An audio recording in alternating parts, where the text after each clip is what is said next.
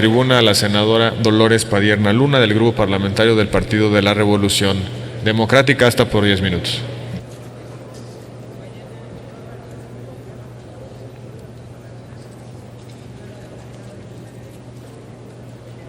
Con su venia, presidente. Compañeras y compañeros senadores, ciudadanas, ciudadanos, la apertura de este periodo de sesiones encuentra a México sumido en una grave crisis. Llegamos a este 2016 con la mayor deuda pública en varias décadas, con el peso muy devaluado, sin la creación de empleos suficientes, con salarios de hambre para la clase trabajadora.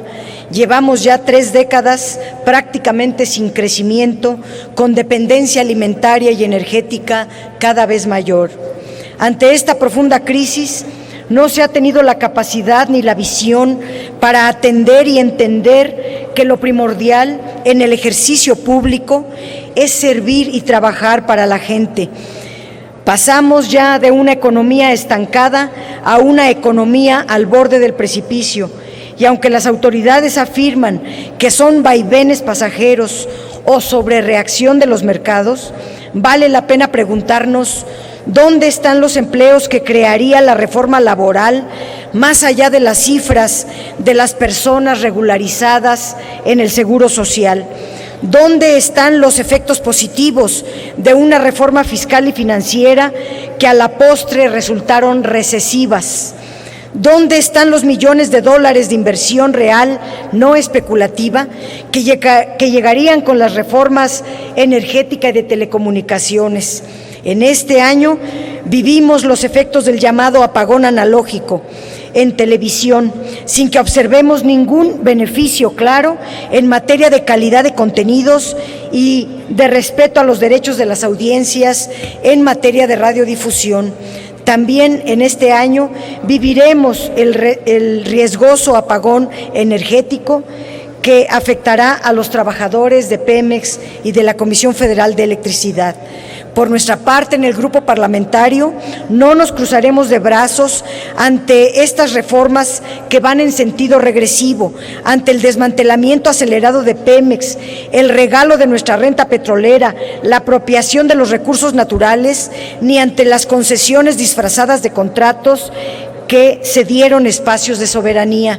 La patria es de todos, no solo de un puñado de grandes intereses. La nación no es botín de nadie, es nuestro espacio de convivencia, y hoy estamos ante el enorme desafío de enfrentar una crisis que está instalada entre nosotros. Si hubiera una verdadera voluntad de subsanarla,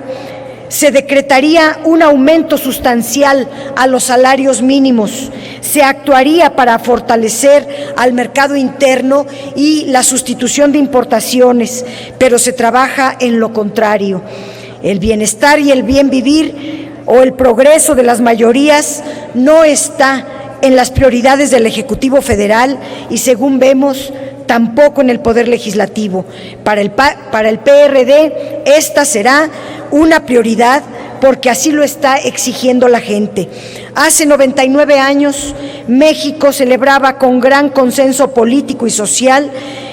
que permitía la promulgación de un texto constitucional de avanzada, con reconocimiento de derechos progresistas y de carácter netamente social. Hace casi un siglo, nuestro país logró demostrar a la comunidad internacional que éramos capaces de transitar de un periodo revolucionario violento a un proceso de construcción de instituciones, normas y reglas de convivencia pacífica. Hoy, tristemente, estamos demostrando ante la comunidad nacional e internacional todo lo contrario. Estamos inmersos en un ciclo de violencia que ha conllevado a la desaparición de miles de personas, al asesinato y a la extorsión de miles de mexicanos y mexicanas, al abandono institucional de algunas zonas de nuestro territorio y una debilidad institucional motivada por la pérdida de confianza y de la soberanía en la actuación de sus autoridades.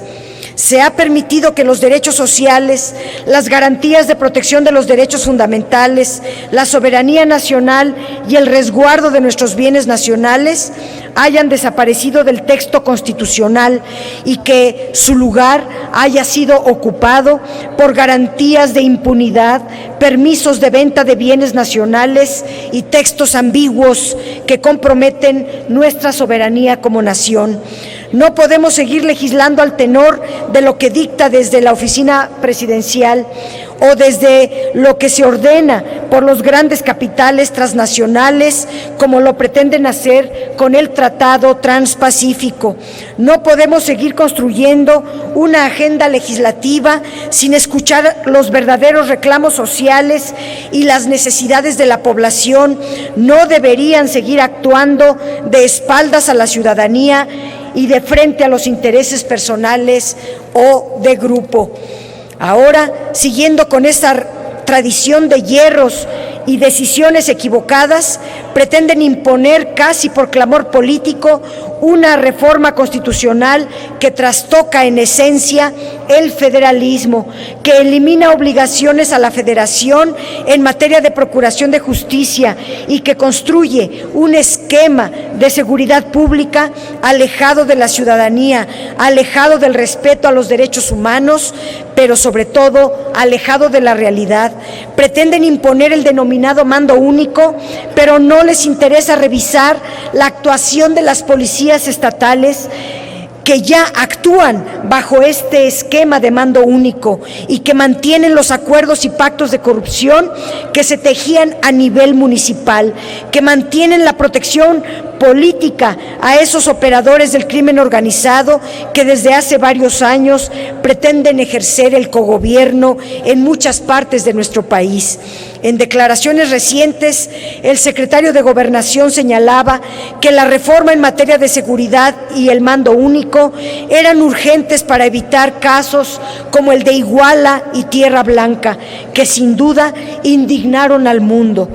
Pero se le olvidó mencionar casos como el de Tamaulipas, en donde 41,000 personas entre 2009 y 2014 tuvieron que desplazarse a otras entidades a causa de la violencia que día a día aumenta, pues de acuerdo a las cifras del propio Sistema Nacional de Seguridad Pública, la violencia en esa entidad se ha incrementado desde 2010 a la fecha en un 60%, a pesar de que esa entidad cuenta desde hace 3 años con el modelo del mando único policial. O, por ejemplo, casos como el de Sinaloa, entidad pionera en este esquema y que tampoco ha querido atender de fondo el problema que se centra en la corrupción de las fuerzas policiales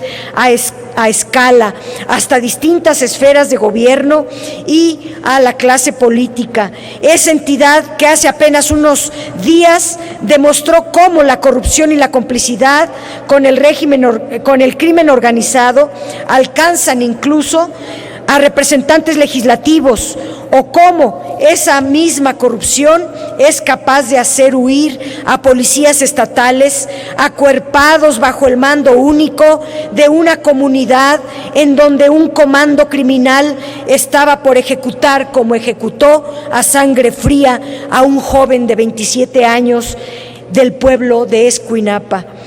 Las discusiones que tenemos que dar en este periodo, compañeras y compañeros, tienen que atender todas las aristas, todas las variables, los pros y los contras de las iniciativas en materia de seguridad, para que efectivamente decidamos las reformas legislativas que atiendan al fondo de esta problemática y no solo una solicitud de la presidencia o de algunos grupos políticos. La raíz del problema que enfrentamos con los cuerpos policiales se encuentra en los intocados esquemas de corrupción, complicidad e impunidad, temas que obviamente no les interesa atender de manera integral, ya que no forman parte de su agenda prioritaria, pues modificar estos esquemas octogenarios implicaría modificar sus propias estructuras políticas y económicas. Tenemos que avanzar en la consolidación del esquema legal anticorrupción,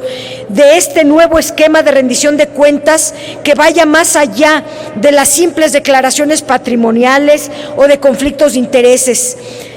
de un esquema de fortalecimiento de las fiscalías y procuradurías de todo el país para dotarlas de autonomía real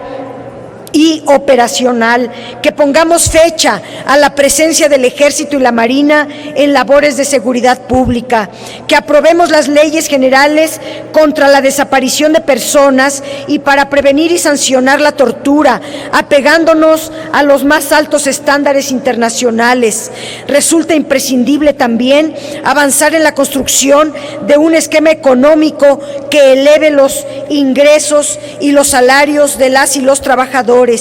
que reduzca las enormes brechas de desigualdad económica y de marginación social, que limite también los voraces intereses de las empresas transnacionales que explotan nuestros recursos naturales sin ninguna restricción. En suma, que atendamos desde nuestra labor legislativa las causas reales de esta grave crisis humanitaria que vivimos, la enorme corrupción de los gobiernos y la creciente y enorme pobreza de la gente.